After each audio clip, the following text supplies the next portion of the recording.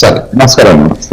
ఏంటి మనం ఏం చేస్తే అది మనకు తిరిగి వస్తుంది అనే విషయం ఇప్పుడు తేట తెల్లమైంది అనుకోవచ్చు. ఎందుకంటే ఆయన కర్మ సిద్ధాంతాన్ని చాలా నమ్ముతారు అండ్ ఎగ్జాంపుల్స్ చాలా ఉన్నాయి. ఇక్కడ భవన నిర్మాణ కార్మికుల ఆకలి తీర్చారు అండ్ ఇదే కర్మ సిద్ధాంతం ఇప్పుడు సింగపూర్లో జరిగిన ప్రమాదంలో ఆ భవన నిర్మాణ కార్మికులే అంతమంది పిల్లల్ని రక్షించారు. ఒక బాలిక చనిపోవడం అనేది నిజంగా చాలా విషాదకరం. ఏంటి అసలు ఆయనకున్న ఈ ధైర్యం ఏంటంటారు? శ్రీదేవి గారు, మీకు పెద్దలు ప్రసాద్ గారికి ప్రేక్షకులకి అందరూ కూడా నమస్కారం. ఐ థింక్ ఇది చాలా దురదృష్టకరం. First of all, Chinnababu summer క్యాంప్కి వెళ్ళి అక్కడ తన తోటి విద్యార్థులందరూ బహుశా మరి మనకి నిజంగా ఏం జరిగింది అనేది పూర్తిగా తెలియట్లేదు. కానీ కొంతమంది ఈ ఫైర్ యాక్సిడెంట్లో చిక్కుకోవటం, ఏదైనా చిన్న చిన్న గాయాలు తగలటం జరిగి ఉంటుంది. ఒక పాప కూడా ఫెటల్ గా యాక్సిడెంట్ జరిగిందని చెప్తున్నారు. ఏదేమైనా కానీ వాళ్ళందరూ సేఫ్ గా ఆరోగ్యంగా మరి కోలుకోవాలని చెప్పేసి ముందుగా భగవంతుని ప్రార్థిస్తూ మనం చూసిన వాళ్ళ ఉదయం నుంచి కూడా ఇప్పటిదాకా దేశవ్యాప్తంగా పార్టీలకు అతీతంగా ఇంతమంది ఇంత బాగా రెస్పాండ్ అవుతూ ఎవ్రీబడి షోడ్ దేర్ కన్సర్న్. ఎందుకని? పవన్ కళ్యాణ్ లో ఉన్నటువంటి ఒక ప్రత్యేకత వాళ్ళందరినీ కూడా ఆకట్టుకుంది. డెఫినెట్లీ మనకెందుకు ఆయన గొడవలు ఆయన ఉన్నాడని కాదు, ఇవాళ ప్రత్యర్థులు కూడా ఇంక్లూడింగ్ జగన్మోహన్ రెడ్డి గారు కూడా వెంటనే రెస్పాండ్ అవడానికి కారణం ఏంటంటే పవన్ కళ్యాణ్ గారు మాట్లాడుతుంది తన కోసం కాదు, అందరి కోసం, సిస్టమ్ కోసం. సిస్టంలో ఎంతో కొంత క్వాలిటేటివ్ మార్పు తీసుకురావాలని చెప్పేసి తను తగ్గుతూ మరి కష్టపడి పనిచేస్తున్నాడు అనేది ఐ థింక్ అది మనందరం అబ్జర్వ్ చేస్తున్నాం. అదే ఆయనకి ఇవాళ కొండంత బలం కూడా. ఆయనకి తెలియకుండా బలం ఎక్కడి నుంచి వస్తుందంటే వివిధ రాష్ట్రాల నుంచి అన్ని స్థాయిల్లో ఉన్నటువంటి ప్రధానమంత్రి గారి దగ్గర నుంచి ఒక సామాన్య కార్యకర్త వరకు ఆయన అభిమానులు, మరి అన్ని పార్టీల వాళ్ళు, పెద్దలు, నాయకులు, వీళ్ళందరూ కూడా ఎందుకంత కన్సర్న్ చూపిస్తున్నారు, ఎందుకు కోరుకుంటున్నారు? పవన్ కళ్యాణ్ గారి ఫ్యామిలీ బాగుండాలి, ఆ బాబు వెంటనే కోలుకోవాలి, మిగతా పిల్లలందరూ కోలుకోవాలి, హీ షుడ్ నాట్ ఫీల్ ఆ పెయిన్ ఆయనలో ఉండకూడదని చెప్పేసి మనందరం కోరుకుంటున్నాం. సో దాన్ని ఏమంటారంటే ఇంగ్లీష్లో ఒక సామెత ఉంది, what goes around comes around అని. అంటే మనం ఏది ఇస్తామో మనకు అది వస్తుంది. అయితే ఐ థింక్ పవన్ కళ్యాణ్ గారు right from the beginning respect of the politics లో ఏం జరిగింది, ఎలా జరుగుతున్న దాన్ని పక్కన పెడితే అటు ఇండస్ట్రీలో కానివ్వండి, తన స్నేహితులతో కానివ్వండి, తర్వాత మరి గత 15 సంవత్సరాలుగా 2009 నుంచి రాజకీయ రంగంలో ఉన్నప్పటికీ ఆయన తన వంతుగా తనేదో చేయాలని మాత్రం he has been trying all the time. ప్రతి సందర్భంలో కూడా నేనేం చేయాలి, నేనేమన్నా చేయగలనా, నా వంతుగా నేనేమన్నా చేయగలనా, తర్వాత నా పార్టీ, నా కార్యకర్తలు, మా నాయకులంతా తర్వాత. But he always responds as a human being. I think that is very special. ఇప్పుడు రేపు చూద్దాంలే, మాట్లాడి చూద్దాంలే, అందరితో మాట్లాడి చూద్దాంలే, అప్పుడు దాకా ఆగడైనా.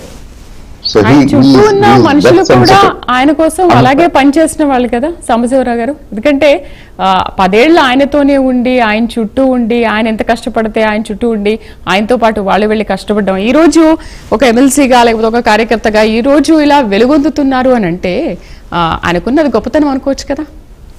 చూడు, అంటే ఇట్ మే టేక్ టైం. నేను పొలిటికల్ అచీవ్మెంట్స్, పొలిటికల్ జయాపజయాల గురించి నేను మాట్లాడలేదు.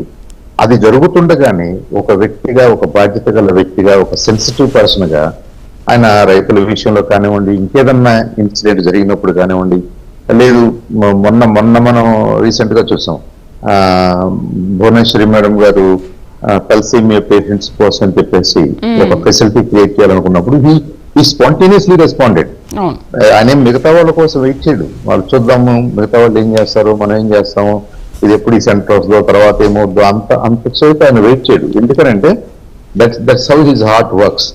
ఆయన హృదయం అలా స్పందిస్తుంది. కాబట్టి ఇవాళ దేశవ్యాప్తంగా, ప్రపంచవ్యాప్తంగా మనం ఇది చూస్తున్నాం. ఏదేమైనప్పటికీ ఆ చిన్నబాబు సేఫ్ గా, హోప్ఫుల్లీ ఆ చిన్న ఏదో గాయాలైన అంటున్నారు, మైనర్ ఇంజురీస్ అయి ఉంటాయి. ఆయనతో పాటు ఉన్న పిల్లలందరూ కూడా సేఫ్ గా కోలుకోవాలని చెప్పేసి మార్క్ శంకర్ కూడా త్వరగా కోలుకుని పూర్తిగా ఆరోగ్యంగా ఆయన ఎడ్యుకేషన్ కంటిన్యూ చేసుకోవాలని చెప్పేసి మనస్ఫూర్తిగా కోరుకుంటూ ఆ దేవుణ్ణి ప్రార్థిస్తూ ఇక మీరు అడిగిన ప్రశ్న I think is more philosophical అది అది కొద్దిగా డీపర్ క్వశ్చన్ అని నేను అనుకుంటున్నాను. సూపర్ఫిషియల్ గా కనిపిస్తుంది కానీ ఎక్కడి నుంచి వస్తుంది దీనికి స్ట్రెంత్ అంటే, ఎక్కడి నుంచి వస్తుంది, మనందరికీ స్ట్రెంత్ ఎక్కడి నుంచి వస్తుంది, ఆయనకి ఎక్కడి నుంచి వస్తుంది, ఆయనకి ఇంతగా ఎక్కడి నుంచి వస్తుంది, ఆయన ఆయన దాన్ని మొండితనం అనుకోవాలా, ధైర్యం అనుకోవాలా, బలం అనుకోవాలా? ఇలాంటి సందర్భాల్లో ఈ రోజు ఆయన పెద్ద కొడుకు బర్త్డే, అన్ఫార్చునేట్లీ ఈ రోజు ఆయన చిన్న కొడుకు ఇలా ప్రమాదంలో ఇరుక్కోవడం. ఓకే, ఇప్పుడు పెద్ద కొడుకు బర్త్డే ఉన్నప్పుడు వెళ్ళొచ్చు, పార్టిసిపేట్ చేయొచ్చు, సెలబ్రేషన్స్ చేసుకోవచ్చు. అయినప్పటికీ కూడా ఆయన ముందుగానే ఫిక్స్ చేసుకున్న ఈ 2 రోజుల అడవి బాట కార్యక్రమంలో వెళ్లారు, ఇంత జరిగింది. ఇంత ఇన్సిడెంట్ జరుగుతున్నప్పటికీ కూడా ఇమీడియట్ గా రెస్పాండ్ అయినా అవ్వకపోయినా కూడా ముందు నాకు అడవి బిడ్డలే నా బిడ్డలు, ముందు వాళ్ళ క్షేమం చూడాలి, తర్వాతే వీళ్ళ క్షేమం, అంటే నా ఫ్యామిలీ కంటే ముందు నా ప్రజలే ఇంపార్టెంట్ అనుకున్నారు కదా ఈరోజు. డెఫినెట్లీ ఎందుకంటే సరే ఇది ఇన్సిడెంట్ జరిగింది సింగపూర్ లో, చిన్నబాబుకి ఏదో ఇబ్బంది జరిగింది అనేది ఇది యాక్సిడెంట్, ప్యూర్ యాక్సిడెంట్ కాబట్టి అది దానికి ప్లానింగ్ ఏమి ఉండదు, we have to face it. అయితే అఖీరా నందన్ బర్త్డే అన్నది తెలుసు కదా. Akira Nandan is an aspiring young man. ఆయన బర్త్డే ఉంటుంది, వాళ్ళ ఫ్రెండ్స్ ఉంటారు, రకరకాలుగా ఉంటారు కాబట్టి ఆ స్థాయిలో ఉన్న వాళ్ళకి డెఫినెట్ గా కొంత ప్లానింగ్ ఉంటుంది. సో ఈయన కూడా వెళ్ళాలని, పార్టిసిపేట్ చేయాలని. అండ్ వీ ఆల్సో నో, మనందరికీ తెలుసు, he loves his kids, daughters కానీ, సన్స్ కానీ. ఆయన ఎక్కడికి వెళ్ళినా వాళ్ళని ఎమ్మడే పెట్టి తీసుకెళ్తుంటాడు. మన సౌత్ ఇండియా టూర్ అంతా అఖీరా ఆయనతో ఉన్నాడు కాబట్టి అంత లవింగ్ ఫాదరు ఆయన బర్త్డే నాడు అదే ఆలోచన లేకుండా దీనికి ఎందుకు కమిట్ అవుతున్నారంటే ప్రాబబ్లీ ఇది దిస్ ఈజ్ మోర్ ఇంపార్టెంట్ అని అనిపించుండొచ్చు అని. ఇది మోర్ ఇంపార్టెంట్. ఈవినింగ్ కావాలంటే మనం బర్త్డే ఫంక్షన్ కి వెళ్ళొచ్చు. ఈ 2 రోజులు మన మాట ప్రకారంగా ఈ కార్యక్రమాలు జరుగుతూనే ఉండాలి. అడవి ఈ వీళ్ళందరికీ ఏదైతే ప్రామిస్ చేశాడో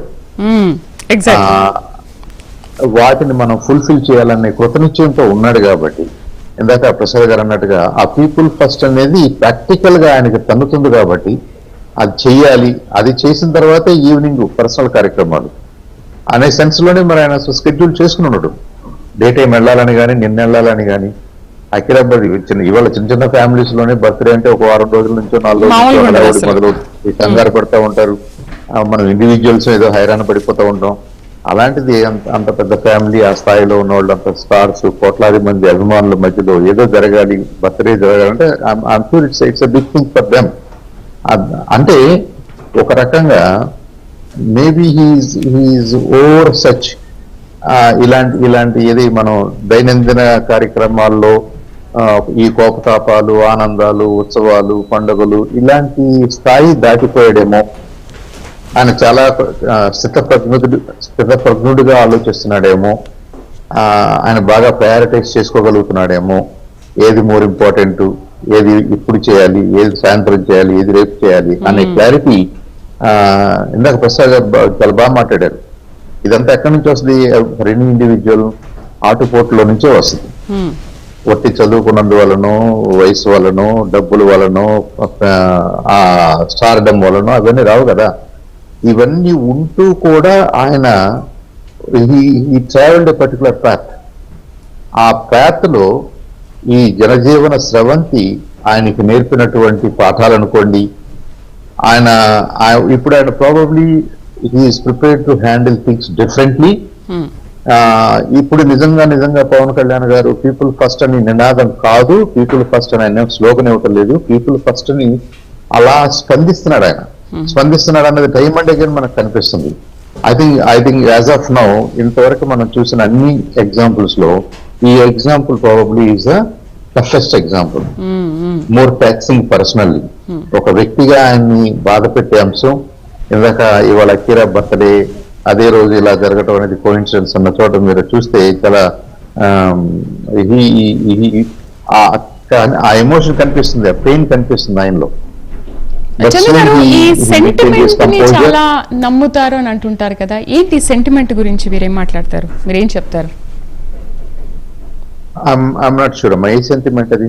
అంటే సెంటిమెంట్ ఇప్పుడు కురువి మండలంలో వెళ్ళారు, వాళ్ళకు ఒక సెంటిమెంట్ ఉంది, ఈయన వస్తే మాకు బాగుంటుంది, ఈయన వస్తే మా ఇల్లు బాగుంటుంది అని అంతకు ముందు ఒక ప్రామిస్ చేశారు.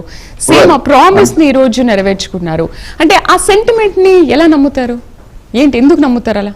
వెల్ అంటే అది వాళ్ళ అభిమానంతో నుంచి వచ్చే మీరు సెంటిమెంట్ అన్నప్పుడు నాకు డిఫరెంట్ గా అర్థమైంది. జనమే ప్రజలేంటంటే ఆయన వస్తే, అలాంటి ఇంపార్టెంట్ నాయకుడు వస్తే ప్రభుత్వం కూడా అటెన్షన్ పే చేస్తుంది.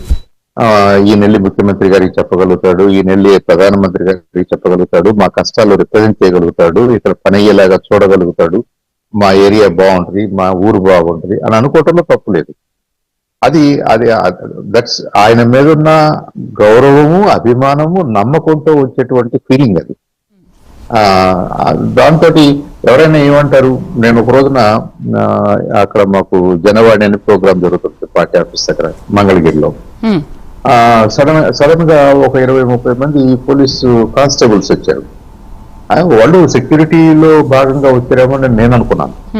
కాదు, వాళ్ళకి ఇప్పుడు రీసెంట్ 2 months బ్యాక్ వాళ్ళకి సర్వీస్ లో వాళ్ళకి ఏదో కొద్దిగా హెల్ప్ కావాలి, వాళ్ళ సర్వీస్ రూల్స్ కు సంబంధించి డీజీపీ గారితో ఏదో మాట్లాడాలి, ప్రభుత్వంతో ఏదో మాట్లాడాలన్నప్పుడు వాళ్ళు ఎక్కడికి వెళ్ళాలి? వాళ్ళు స్వచ్ఛందంగా మన రిప్రజెంటేషన్ డైరెక్ట్ గా డీజీపీ గారికి ఇచ్చే కంటే, డైరెక్ట్ గా సీఎం గారి దగ్గర దృష్టి తీసుకెళ్లే కంటే, మనం ముందు కళ్యాణ్ బాబు గారి దగ్గరికి వెళ్తే ఆయనకి ఎక్స్ప్లెయిన్ చేస్తే, ఆయన మనందరి తరఫున స్టేట్ వైడ్ గా ఉన్న మన ప్రాబ్లం అంతా కూడా ఆయన సీఎం గారికి ప్రజెంట్ చేస్తాడు. అంతేగాని ఆయన ఏదో డిప్యూటీ సీఎం కాబట్టి, లేదంటే పలానా పార్టీకి అధ్యక్షుడని కాబట్టి ఆ ఫీలింగ్ తో రాలేదు వాళ్ళు. బియాండ్ దట్ వాళ్ళకి ఇంకేదో నమ్మకం ఉంది. మనం పవన్ కళ్యాణ్ గారి దగ్గరికి వెళ్ళగలిగితే, ఆయనకి మన సమస్యను ఎక్స్ప్లెయిన్ చేయగలిగితే, అది ఒక్కరిది కాదు, ఇద్దరిది కాదు, ఎంటైర్ ఫోర్స్ లో ఐ థింక్ వాటన్నిటిని కూడా మనం ఆ యాంగిల్లో చూడాలి. అంతేగాని ఆయనకి ఏదో ఒక డిప్యూటీ సీఎం కాబట్టి, ఆ హోదా ఉంది కాబట్టి అని చెప్పేసి కాదు వాళ్ళు వస్తుంది. సో మనం if we can reach him, మనం ఆయనకు చెప్పుకోగలిగితే, ఆయన ఏదన్నా స్పందించి మాట్లాడితే డెఫినెట్ గా స్పందిస్తాడు, డెఫినెట్ గా హామీ ఇస్తాడు. అదేదో పక్కన పడేసి వెళ్ళిపోయే మంచి కాదు. Definitely it may take time, but he will try to get it done. ఆయనకున్నటువంటి శక్తిని, ఆయనకున్నటువంటి బలాన్ని అన్ని విధాలుగా ఉపయోగించుకుని ఇటు రాష్ట్ర ప్రభుత్వానికి సంబంధించిన అంశాలు అయితే ముఖ్యమంత్రి గారితో పనిచేయడం తెలుసు ఆయనకి, లేదు కేంద్రానికి సంబంధించిన విషయం అయితే కేంద్రంతో ఎవరితో ఎలా చెప్పించుకోవాలో, ఎప్పుడు చెప్పించుకోవాలో ఆ సాన్నిహిత్యం సంపాదించుకున్నాడు, ఆ నమ్మకం సంపాదించుకున్నాడు. అది ఇండైరెక్ట్ గా ప్రజల్లో ఒక కాన్ఫిడెన్స్ ఇస్తుంది. ఈ మనందరిలో ఉన్న కాన్ఫిడెన్స్, మనందరిలో ఉన్న గుడ్ ఫీలింగ్స్ ఆయనకి తెలియని బలమే కదా. I'm sure he knows that. ఆయన మీద ప్రజలందరూ ఎంత నమ్మకం పెట్టుకున్నారో, ఎంత ఆ కాన్ఫిడెన్స్ ఎంత ఉందో దాన్ని బొమ్మ చేయకూడదు అనేది కూడా ఆయనకు ఉంటుంది కదా. సో ప్రసాద్ గారు, అది బలం అదే, బాధ్యత అదే ఆయనకి. ప్రసాద్ గారు, ప్రజలే బలం, ప్రజలే బాధ్యత.